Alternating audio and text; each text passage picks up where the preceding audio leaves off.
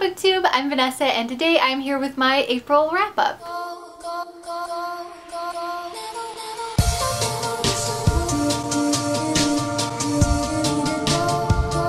So some of the things that I read in April were just continuations of other series that I already talked about back in March, so I don't want to go into too much detail since these are just sequels. But basically, I finished the To All the Boys I've Loved Before series, and this is just a really cute, really sweet, like contemporary, I guess romance, but it also deals so much with like Lara Jean as a person and her growing up and like finishing high school, getting ready for college, and like her relationship with her family and everything like that. And yeah, it's a really good contemporary trilogy. I would definitely recommend it. I also read A Wind in the Door, which is a sequel to A Wrinkle in Time, which is basically a middle grade series that deals with like science, and they're kind of like sci-fi fantasy, and they follow these kids on adventures that just have to do with like really smart scientific things. Like the first book is like about space and time and like metaphysical stuff, and then this book is about like microbiology, and they're like exploring the tiniest things inside of your body, and they're fast-paced reads. They're really short. There's only like 200 something pages, and I would really recommend them if you're into that kind of thing. I also read Like a River Glorious by Rae Carson, which is the sequel to Walk on Earth a Stranger, which is about a girl during the gold rush times who has the ability to kind of sense where gold is in the ground, which is obviously a very beneficial ability, but also like people know she has this ability that's very dangerous. And this is a really cool series. Like the first book kind of dealt with the Oregon Trail and like getting to California to participate in the gold rush, whereas this book deals more with like being in California during the gold rush and like staking land claims and stuff like that. One of the things that really stood out to me about these books and that I wanted to mention, even though I'm still a little bit iffy on how I feel about the way it was done, is that I really do appreciate that Rae Carson so obviously made a point to bring up issues that were relevant to this time period that I think it would have been easy for an author to just say, yeah, I know these things were happening during this time period, but that's not what my book is about. Like Rae Carson really does go into, our main characters are like claim stakers in California during the gold rush, which unfortunately also means that they are stealing land from Native Americans. And actually one of the main characters in this gold rush group is half Cherokee, and he has very conflicted feelings about what they're doing. And most of the other characters in this group have their own issues to bring up as well. For example, there are also like 3 gay men. The guy that's basically like the leader of their camp actually had to have a leg amputated and is now disabled. Another member of their camp is an escaped slave who came from a slave state and is now in California, which they're not sure if California is going to get admitted to the Union as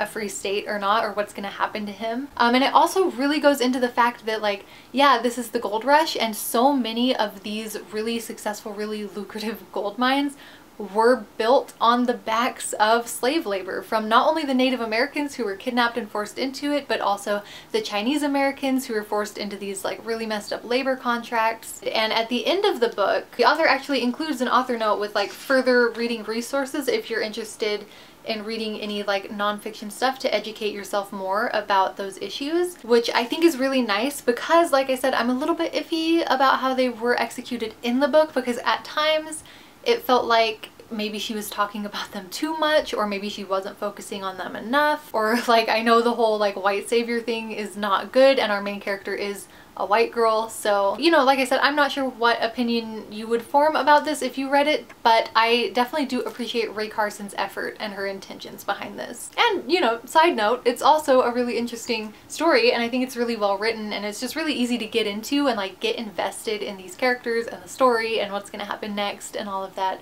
So yeah, I do recommend this series as well. And then a couple things I read that weren't sequels. I read Here We Are, which is a collection of essays and comics and like art pieces about feminism, which I was really excited for. The collection itself and the pieces inside it were kind of hit or miss for me. You know, there were some that really resonated and really struck a chord, and then others that were just kind of like meh. But I think that's the case with most collections, and even for the ones I didn't like, I think it really just came down to the fact that like I'm already a feminist and I've already been reading and educating myself on these topics, and some of them were just very basic, kind of just reiterating very basic concepts, and they weren't really taking any risks or saying anything too critical or bringing anything like new or groundbreaking to the table for me personally. But obviously I guess if somebody wasn't really knowledgeable about feminism, they might still be helpful. I'm a little skeptical because I also feel like they just didn't go into things far enough. Like I said, they weren't saying anything too critical. So even I think for somebody that was new to feminism, it might not even mean anything. Like, I don't know. So yeah, some of the pieces in here definitely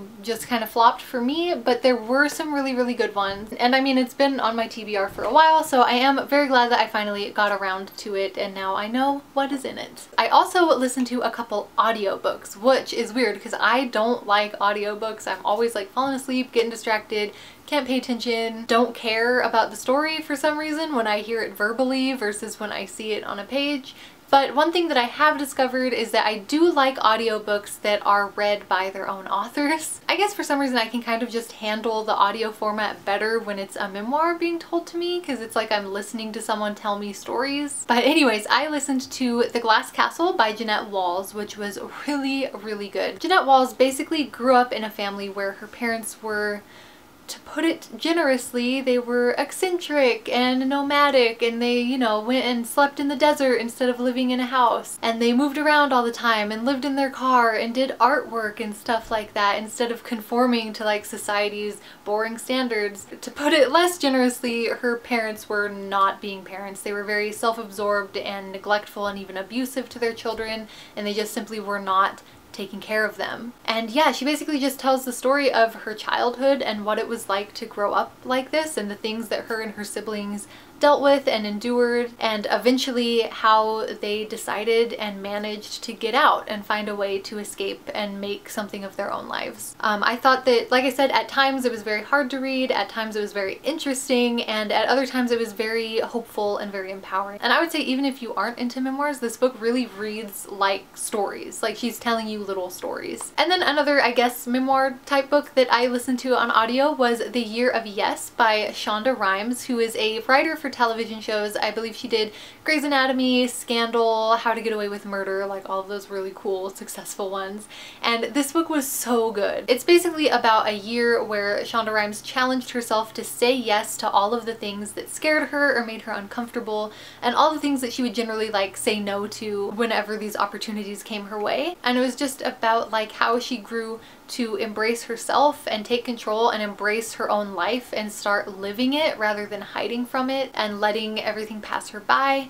And it was really good. I think that that's something that a lot of people struggle with, and the way that she told her experience with it and her story about it is really relatable, and I really enjoyed listening to it, and it was definitely inspiring to me. And those are all of the books that I read in the month of April. Let me know in the comments if you have read any of these or if you are interested in any of them, and I hope that I get to talk to you soon.